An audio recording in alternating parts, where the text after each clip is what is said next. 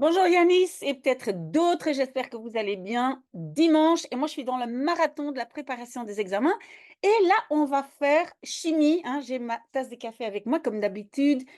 Et voilà, on s'installe bien parce que cette vidéo va quand même être assez longue, mais je vous promets qu'à la fin de cette vidéo, vous allez voir un peu plus clair dans la matière. Ok, donc Yanis, je pense qu'il est très ambitieux, en tout cas j'ai l'impression.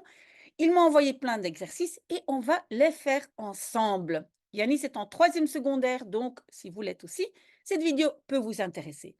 Alors, la première, non, avant de commencer, ce que je vais vous dire, c'est que vous devriez, quand vous regardez cette vidéo, avoir de quoi noter. Et il y a certaines choses que vous devez noter, des choses que très probablement, dans 1 ou dans 2 ans, vous allez trouver très, très, très évidentes, mais que pour l'instant, vous n'avez pas encore tous ces termes enfin, des termes qu'on utilise dans chimie. D'accord? Ben, désolée, j'ai déjà tellement parlé aujourd'hui. OK, on démarre, pas trop de blabla. Alors, le premier exercice, c'est pondérer les équations. Donc, pondérer, ça veut dire quoi? Pondérer en chimie, ça veut dire je dois avoir le même nombre d'un côté, donc à gauche et à droite de mon équation. Donc, ici, vous recevez une équation. Donc, j'indique A. Donc, vous recevez l'équation suivante. Oui, vous devez être un peu patient parce que je vais vraiment tout écrire. Vous recevez ceci et vous devez pondérer. OK, donc on va déjà regarder ici le petit 2, ici en dessous. Le petit 2, ça veut dire le 2 ne compte que pour cet élément. Hein? Voilà, le 2 ne compte que pour cet élément. Mais donc, j'ai 2 éléments, parce que le 2, ça veut dire que j'ai 2 éléments, ça veut dire que ici, je dois aussi mettre un 2. Par contre, un 2 que je mets devant compte pour tous les éléments. Oui, ici, je n'ai qu'un élément, mais si maintenant, si je mettais un 2 devant le SO2, ben, il compte pour le S et pour le O2. OK? Ça, c'est la différence entre le 2 devant ou en dessous. OK? J'ai 2 cuivres et 2. Alors O, ici, O, voilà, j'en ai un, mais là, j'en ai 2. Vous voyez, j'en ai 2 ici, 2 O. Donc, ça veut dire que pour avoir 2 O, il n'y a pas d'autre O, je vais devoir mettre un 2 ici. OK, mais si j'ai un 2 ici, du coup, j'ai 2 O parce que le 2 compte pour le cuivre et pour O. Et donc, ça veut dire que j'ai 2 fois 2 cuivres. J'ai 4 cuivres. Ça veut dire qu'ici, déjà adapté, je dois avoir 4 cuivres. Ça doit être équilibré. OK, donc je continue maintenant. Les cuivres, oui. 2 fois O, oui, j'ai 2 fois O. Ici, j'ai aussi 2 cuivres. Hein? 2, c'est un petit 2. Il ne compte que pour mais donc ça veut dire encore 2. Donc ça ici, ça va devenir un 6. Bon, je vais peut-être prendre ma petite gomme parce que là, je ne vois plus rien. Donc voilà, hop, j'enlève et je vais de nouveau écrire. Donc, j'en ai ici 6, n'est-ce pas? Et normalement, je pense que c'est bon. Je pense qu'on a bien équilibré, mais en chimie, on dit pondéré. OK? Donc finalement, qu'est-ce que j'ai rajouté? J'ai rajouté un 2 ici et j'ai rajouté un 6 là. OK? B. Là, en fait, j'ai un texte et on ne m'a pas donné l'équation. Donc écoutez bien, la neutralisation de de carbonate d'hydrogène par l'hydroxyde de potassium produit du carbonate de potassium et de l'eau. Waouh! Hein? Alors, en tout cas, si vous voyez le verbe produit, hein, résulte en quelque chose, vous savez déjà qu'il y aura une flèche comme ici. Va résulter en quelque chose. Ça et ça, produit, hein, va résulter en ça et ça. Ça, c'est déjà. OK, alors on parle de carbonate d'hydrogène. Je pense que c'est déjà la première chose qu'on doit en fait indiquer dans nos notes, parce que carbonate, hein, normalement, vous devez savoir que carbonate, c'est ça.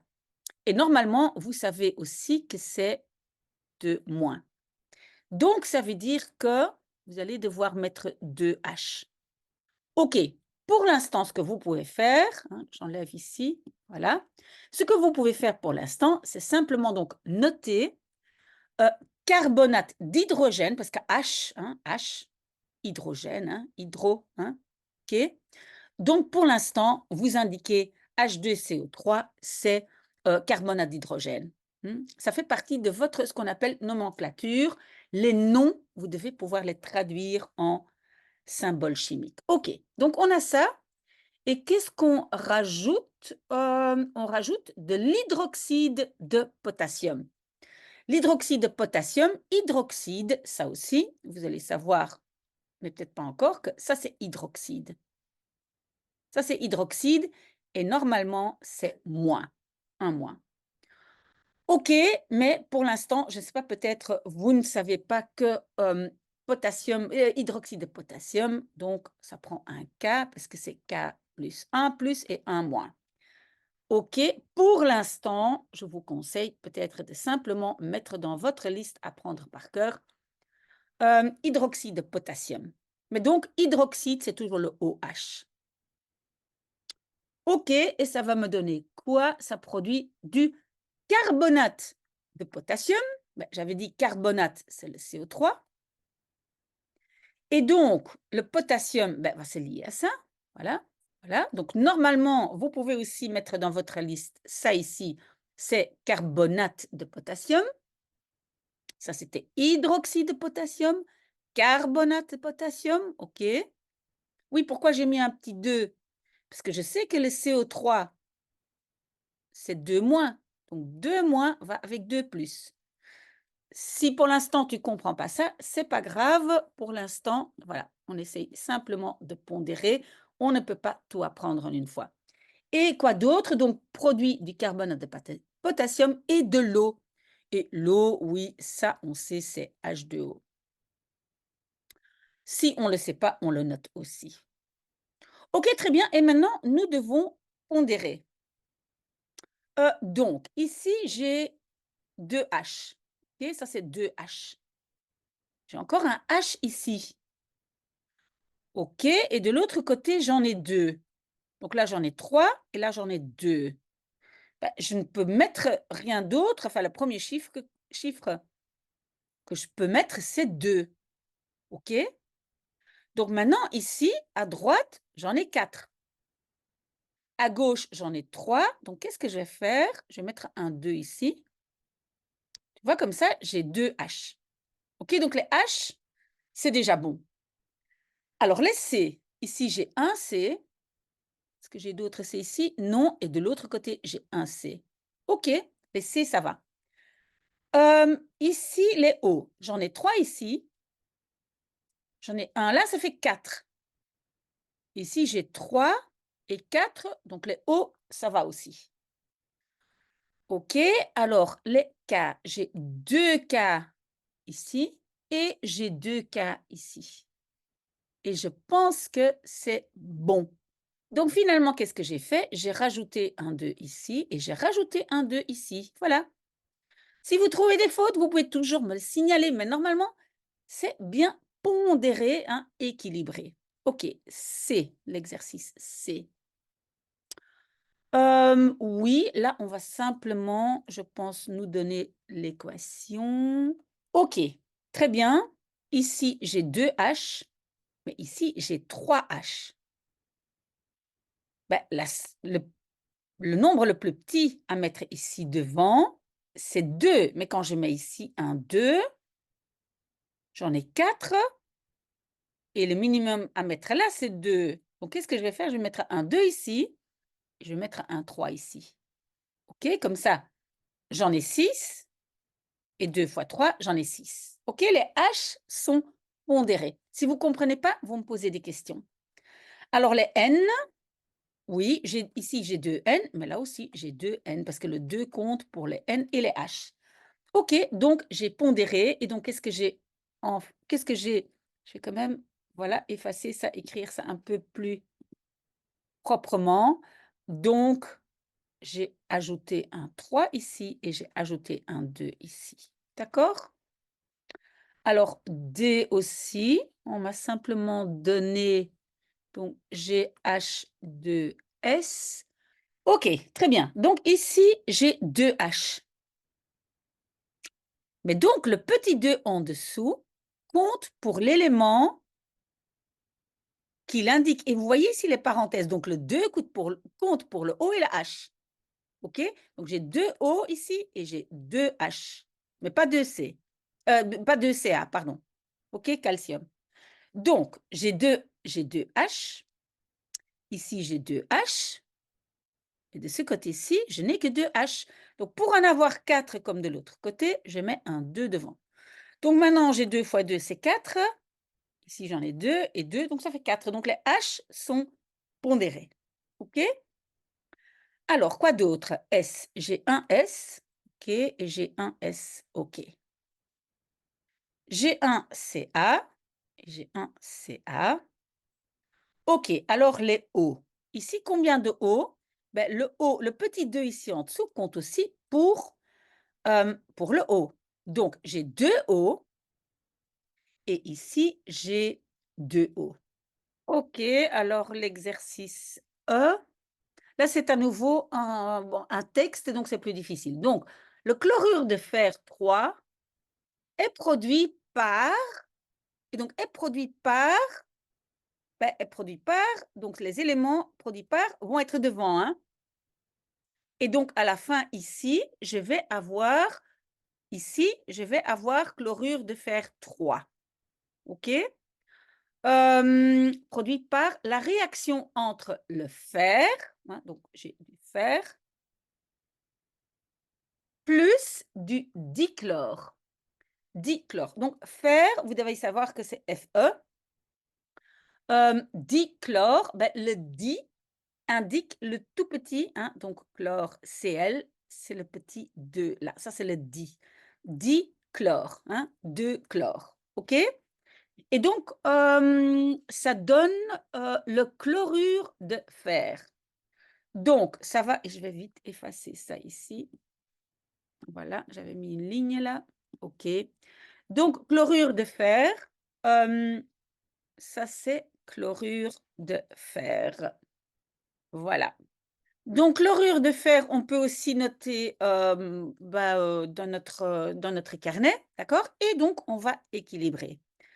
OK, j'ai un fer, un fer. J'ai 2 Cl, 3 Cl. Et maintenant, entre-temps, on le sait, si j'ai 2 et 3, bah, pour équilibrer, je ne peux mettre que le 2 là et le 3 là.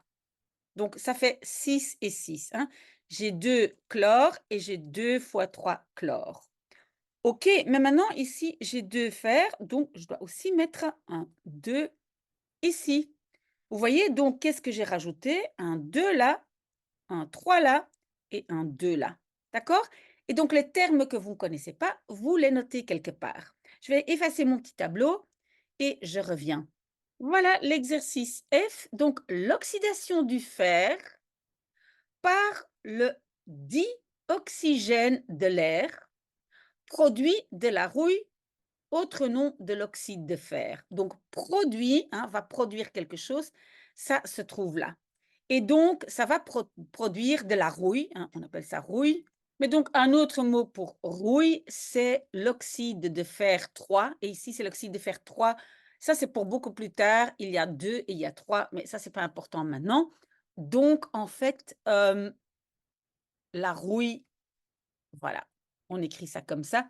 Et donc, tu peux, si tu veux, noter aussi dans ta liste, oxyde de fer 3, c'est ça. OK? C'est ça ici.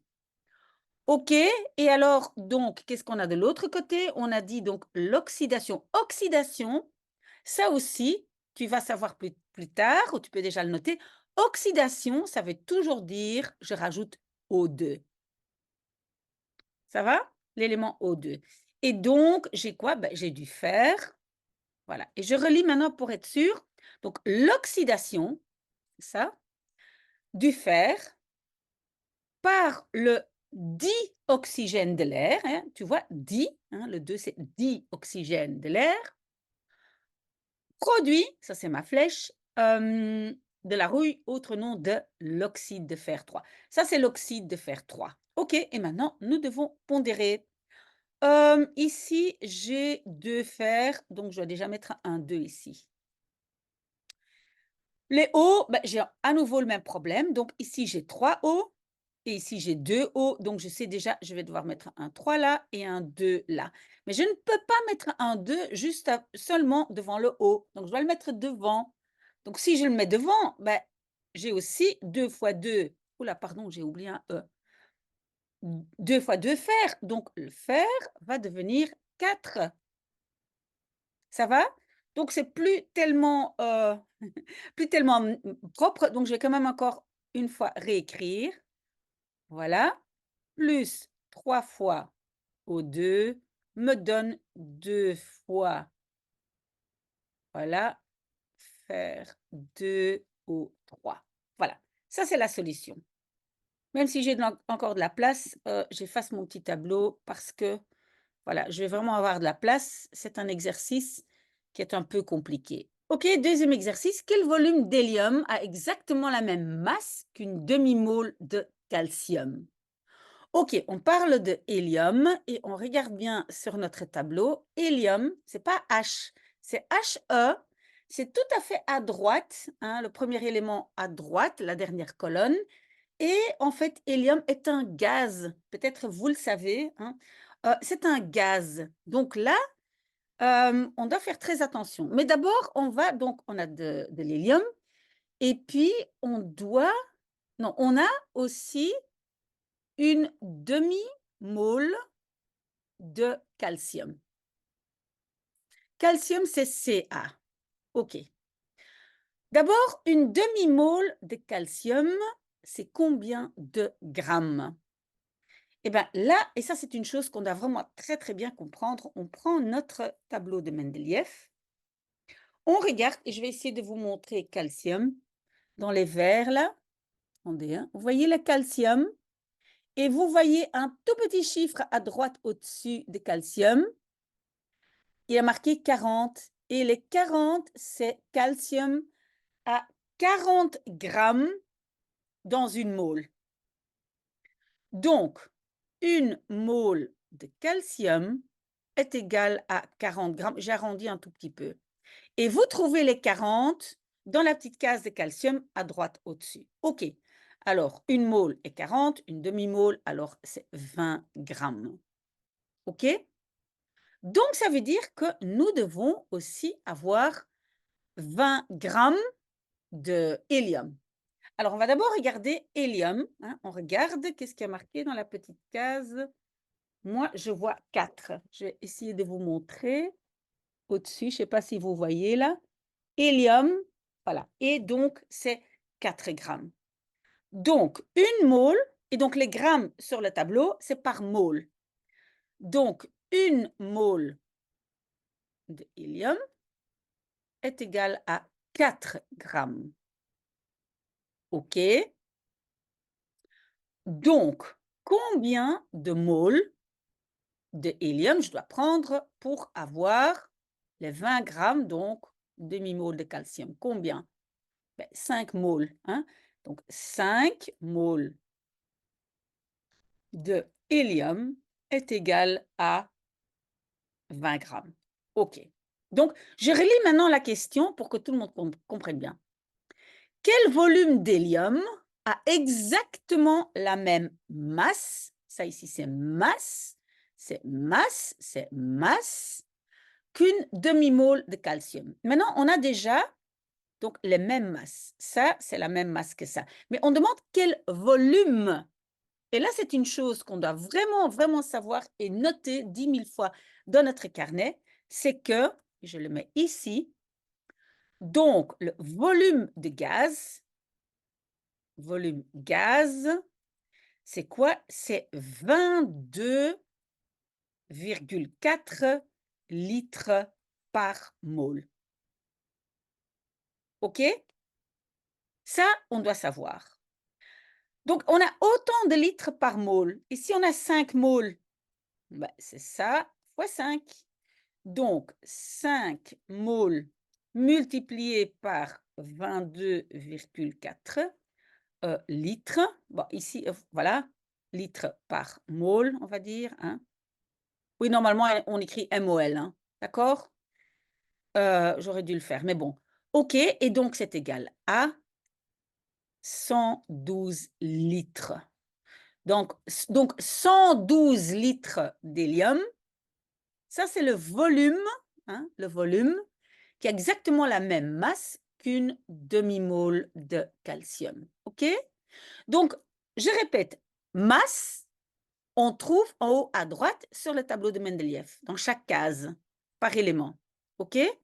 Et le volume de gaz, ça, on doit savoir par cœur, on doit le noter quelque part que les gaz ont toujours 22,4 litres par mole de volume. OK? Très bien, prochain exercice. OK, apparemment, c'est l'exercice 5 et on fait entièrement réagir un ruban de magnésium. Donc, je sais déjà que je vais avoir du magnésium. Je dois savoir que c'est Mg, hein, dans mon tableau de Mendeleïev. Avec, hein, je vais rajouter 25 millilitres. Maintenant, je prends simplement note, hein, je ne suis pas encore en train d'écrire mon équation. Donc, 25 millilitres d'une solution d'acide chlorhydrique. Chlorhydrique. Il y a chlore, il y a hydro. Il y a un H et un Cl. Hein? Donc, si ça, vous ne le savez pas, ça aussi, vous notez HCl, c'est chlorhydrique. OK? Ce qui est bien de savoir, c'est comme j'ai dit, après quelques années de chimie, vous allez savoir ça comme ça, mais maintenant, il faut le noter. OK, on va les rajouter et finalement, qu'est-ce qu'on demande? La réaction produit c'est de nouveau notre flèche, 448 millilitres de dihydrogène. Dihydrogène. Donc, je vais avoir autant de millilitres de dihydrogène. Voilà. Mais je vais aussi encore avoir autre chose, parce que si j'ai des éléments ici, j'ai magnésium et Cl, ben les magnésium et Cl, je dois aussi les trouver de l'autre côté. D'accord? Donc voilà, le professeur a donné l'équation. On doit encore la pondérer, mais peut-être tu te demandes ce que c'est S, ça veut dire solide, donc c'est du magnésium solide. L, ça ici c'est L, hein, c'est liquide. AQ, ça veut dire c'est une solution aqueuse. Et G, ben, c'est le G des gaz, donc c'est un gaz. Voilà. Mais à mon avis, pour l'instant, vous ne devez pas encore vous occuper de ça. Mais donc, on va pondérer un magnésium, un H, oui, deux H. Donc, je dois déjà mettre un 2 là, mais ça ne change pas les magnésiums. Donc, ici, j'ai 2 chlore, hein, 2 Cl. Et j'ai 2 Cl, et à mon avis, c'est tout. Donc, la seule chose, c'était ici le 2. Voilà, donc on a déjà fait notre travail en pondération. Et alors, B, qu'est-ce qu'on demande pour B? Quelle masse de ruban, et donc le ruban de magnésium, c'est ça ici, hein. Donc, quelle masse de ruban a-t-on utilisé? Oui, là, ce n'est pas très, très facile, parce que qu'est-ce que nous savons? Nous savons en fait que ici, le H2, c'était 448 millilitres. Ça, nous avons reçu du professeur. Et d'ailleurs, ici, on avait 25 millilitres. OK. Mais donc, la première chose qu'on va faire, c'est de savoir combien de moles c'est. Parce que, rappelle-toi, donc millilitres, c'est un gaz. C'est bien marqué, c'est un gaz. Et donc, on donne ça en millilitres, et ça veut dire que ça, c'est le volume. Hein, le volume. Ça, c'est le volume. Et j'avais dit quoi? C'est que une mole de gaz est 22,4 litres. OK, donc, qu'est-ce que je vais faire? Je vais d'abord mes litres, hein, donc, une mole de gaz. Non, je vais faire comme ça, hein, mole de gaz est 22,4 litres. Et donc, ça fait combien de millilitres? C'est 22 400 millilitres parce qu'il y en a 1000 dans un litre. OK? Donc ça, je pense que c'est évident. Mais donc, combien de moles? Ben, je vais diviser ici mon volume par ici les 22 400. Et là, moi, je vais obtenir les moles, hein, les moles de ceci. Combien de moles? OK? Donc, en fait, ça sont millilitres et ça, c'est millilitres par mole. OK? Et donc, ça me donne 0,02 moles. Donc, je sais déjà que ça ici, je vais les relier. C'est important, voilà. J'ai autant de moles de cela. Alors, maintenant, il faut faire très bien attention parce qu'en fait, avant, donc quand j'avais seulement cette équation-ci, donc ici, en fait, il y a un 1 que je n'ai pas écrit, hein, j'ai une mole, j'ai 2 moles, j'ai une mole de ça et j'ai une mole de ça. Et les moles, c'est quoi? Ce sont des proportions.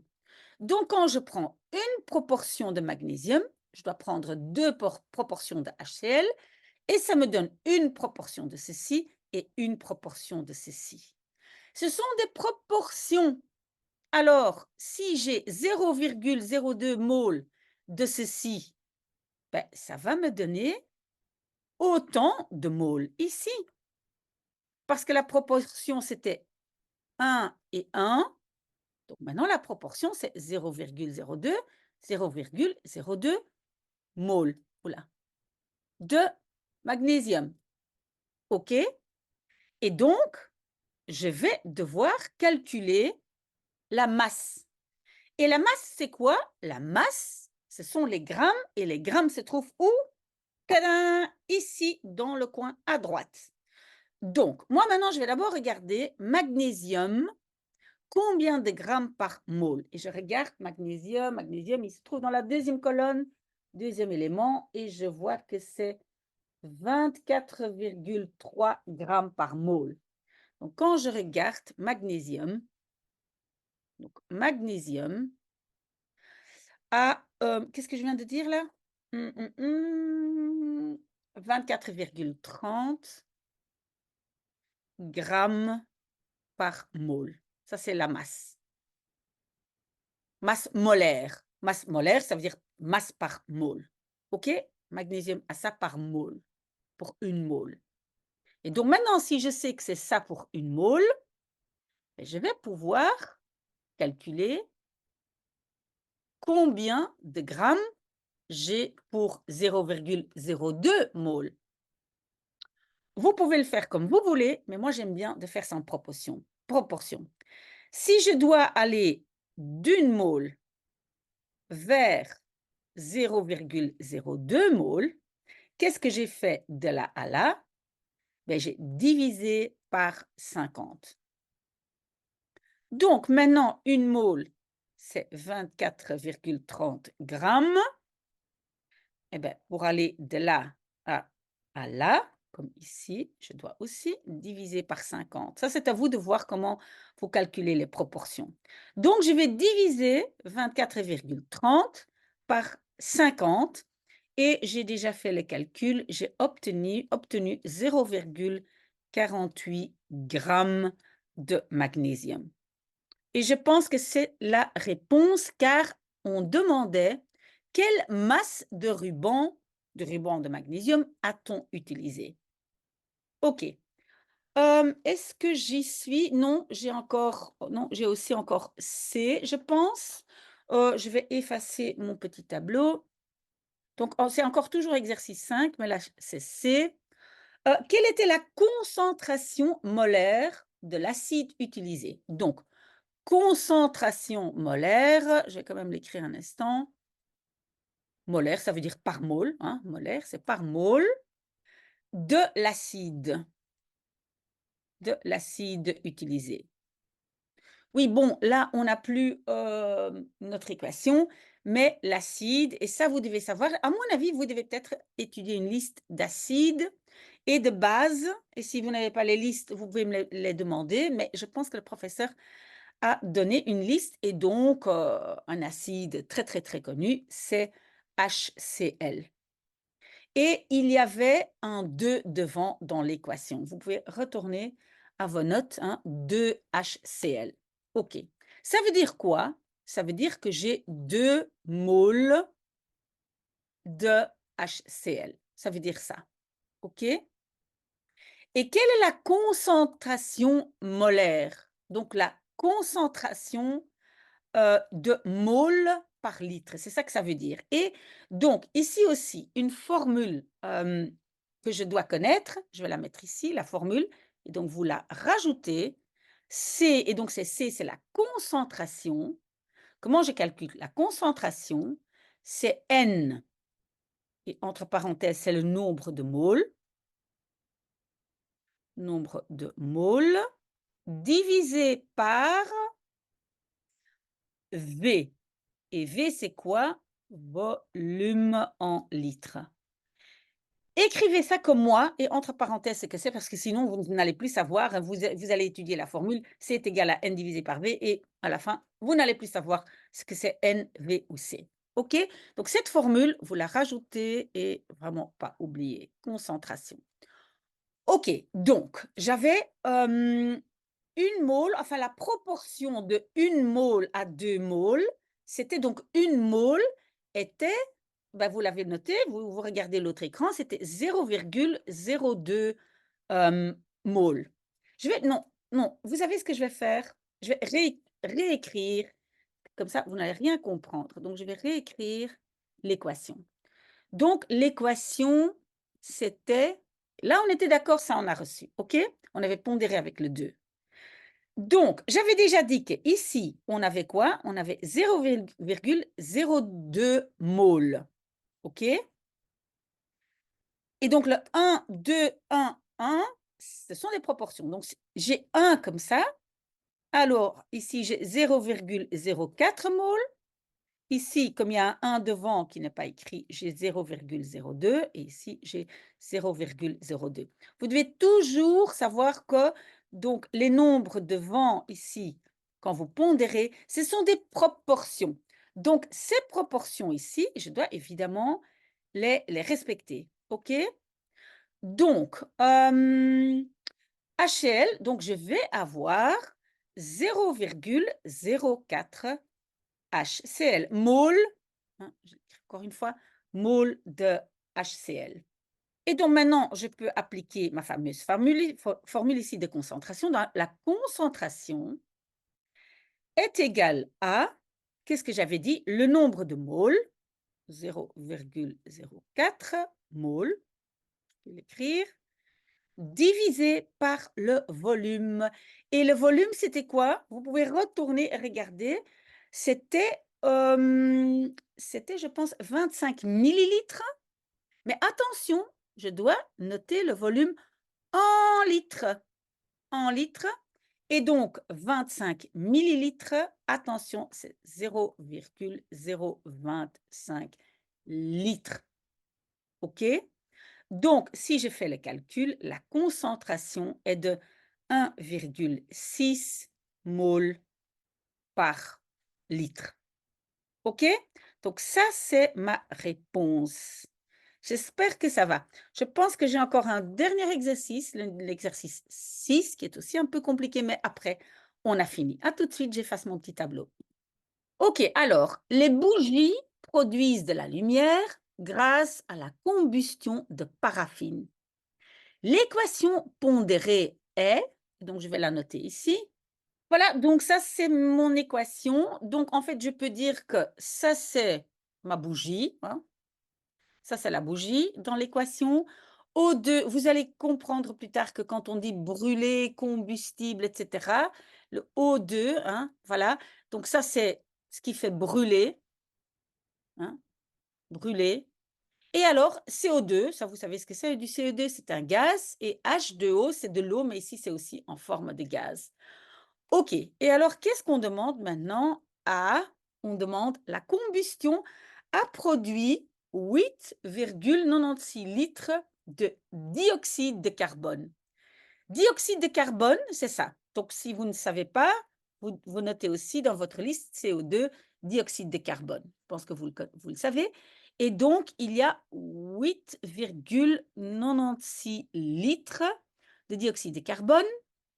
quelle masse de bougie à brûler? Donc ici, bougie, j'ai ici entre parenthèses S, solide, hein, une bougie c'est solide, hein, c'est pas liquide. Et donc, on demande quelle masse de bougie à brûler. OK, alors, vous le savez, ici, litre, hein, litre, c'est le volume de gaz. Rappelez-vous, et est-ce que vous le savez encore? Les gaz, c'est 22,4 litres par mole. Donc, vous devez le savoir, connaître cette formule et donc pouvoir calculer, ben, ça me donne combien de moles? OK? Donc, j'ai 8, non, je ne vais pas écrire ça ici, 8,96 litres et évidemment, je dois diviser ça par 22,4 litres par mole et là, je vais avoir les moles. OK? Parce que les litres, hein, ça va tomber et c'est simplement les moles qui vont rester. Donc, quand je fais ça, j'obtiens 0,4 moles. OK? Donc, je sais déjà que ici, les 25, ça ici, est égal à 0,4 moles. Ça va être très, très important. Mais maintenant, proportionnel à la bougie. Donc, dans les 0,4 moles, j'en ai 25. Et ici, je n'ai que une mole là devant. Est-ce que vous comprenez ça? Donc, en fait, quand je vois mon équation, j'ai en fait une mole de bougie plus 38 moles pour pour brûler et ça va me donner 25 moles de CO2 plus 26 de H2O en gaz. Donc, vous voyez, ça, ce sont les proportions. Si ça ici est 0,4 moles, alors pour arriver à 1, parce qu'on veut savoir la masse de la bougie, c'était ça, la masse, hein? Je regarde encore. Oui, la masse de la bougie. Donc, je vais diviser 0,4 par 25 pour arriver à 1. Vous voyez, de là à là, c'est divisé par 25. De là à là, je dois aussi faire diviser par 25. J'espère que ça, c'est clair. Si je divise ça par 25, j'obtiens 0,016 moles. Donc, je sais, ça, ce sont les moles de bougie que je vais brûler. D'accord? OK, mais maintenant, la masse. Et masse, c'est en grammes. Et les grammes sont où? Tadam! Ici. Donc maintenant, qu'est-ce que j'ai dans ma bougie? J'ai 25 fois la masse de C, ici. C, je regarde sur mon tableau, C, je l'ai trouvé, et c'est à 12 grammes par mole. Vous allez trouver ça ici, à droite dans la case de C. OK? Donc, j'ai déjà 25 fois 12 grammes. Mais j'ai aussi 52 H. Donc, j'ai 52 fois l'élément H. Je regarde H.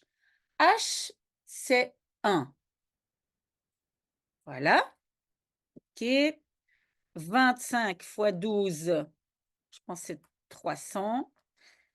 Et 52 fois 1, ça fait 52. Donc, ensemble, donc cette bougie,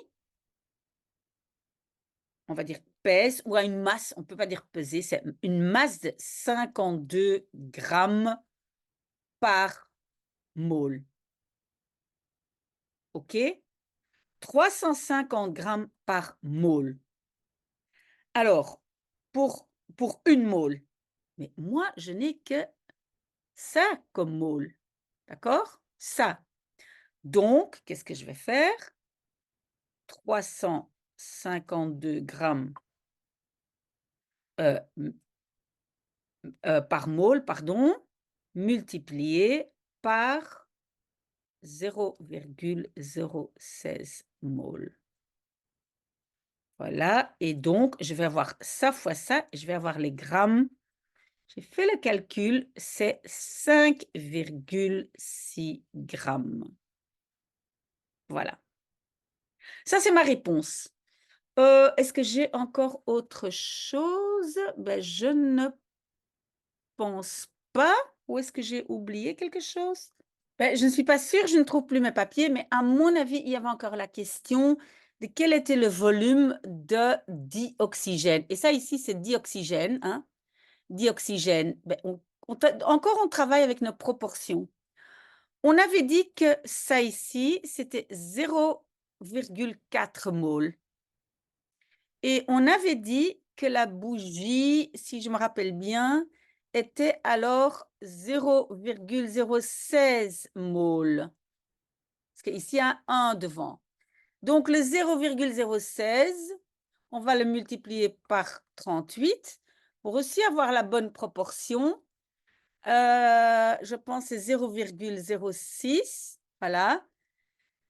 Voilà. Hein, vous voyez les proportions? Voilà. Ça et ça.